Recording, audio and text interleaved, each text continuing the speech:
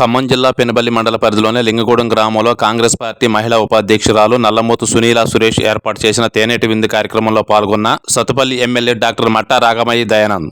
ఈ కార్యక్రమంలో ముఖ్య అతిథులుగా ఉప ముఖ్యమంత్రి మల్లు భట్టు విక్రమార్క సతీమణి, Amma foundation chairman Mallu Nandini, Wyra MLA Ramdas Naik పాల్గొన్నారు. ఈ సందర్భంగా సత్తుపల్లి ఎమ్మెల్యే మట్టా రాగమయ్యి దయానంద్ ఏం మాట్లాడారో ఇప్పుడు వారి మాటలను తెలుసుకుందాం. కాంగ్రెస్ ప్రభుత్వం ఏర్పడక ముందు మేనిఫెస్టోలో ఇచ్చిన మన సోనియమ్మ గారు ఇచ్చిన 6 గ్యారెంటీ హామీలని అమలు చేసే ప్రక్రియలో భాగంగా ఆల్రెడీ ప్రభుత్వం ఏర్పడిన 2 రోజుల్లోపే 2 పథకాలు స్టార్ట్ చేశాము. అది మహాలక్ష్మి పథకం కింద ఫ్రీ బస్సు ప్రయాణం ఉంది.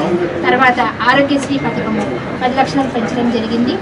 గత ప్రభుత్వం మన 10 సంవత్సరాలు చూసాం, ఎటువంటి పథకాలు అమలు చేయలేదు, ప్రజా సంక్షేమానికి ఏ విధంగా పాటుపడలేదు. కనుక అవన్నీ మన భట్టి గారు కానీ, రేవంత్ రెడ్డి గారు, రాహుల్ గాంధీ గారు అందరూ కలిసి కూర్చొని చర్చించుకొని ఈ మన మేనిఫెస్టో తయారు చేయడం జరిగింది.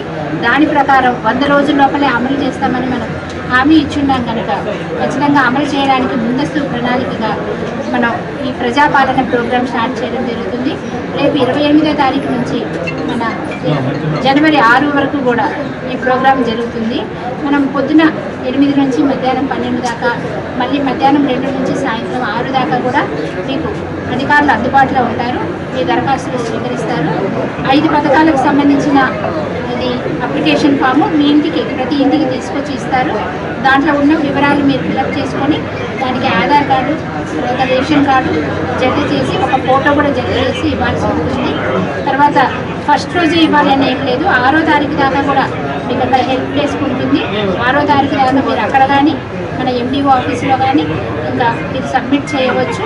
అలాగే ఈ ప్రోగ్రామ్ ఇక ముందు కూడా కంటిన్యూ అవుతుంది. ప్రతి 4 నెలలకు ఒకసారి కూడా జరుగుతుంది. కనుక ప్రతి ఒక్కరికి కూడా అర్హులైన వాళ్ళకి మనకి ఎటువంటి భేదభావం ఉండదు, ఎటువంటి పక్షపాతం ఉండదు, ఎటువంటి దౌర్జన్యాలు కానీ బెదిరింపులు కానీ ఇంతకుముందు లాగా సాగవండి. ఇప్పుడు మనకి ప్రజాపాలన, మనం అందరికీ కూడా సమన్వయం చేస్తాము. అర్హులైన ప్రతి ఒక్కరికి కూడా ప్రతి పథకం కూడా అందుతుందని మీ అందరికీ తెలియజేస్తున్నాను.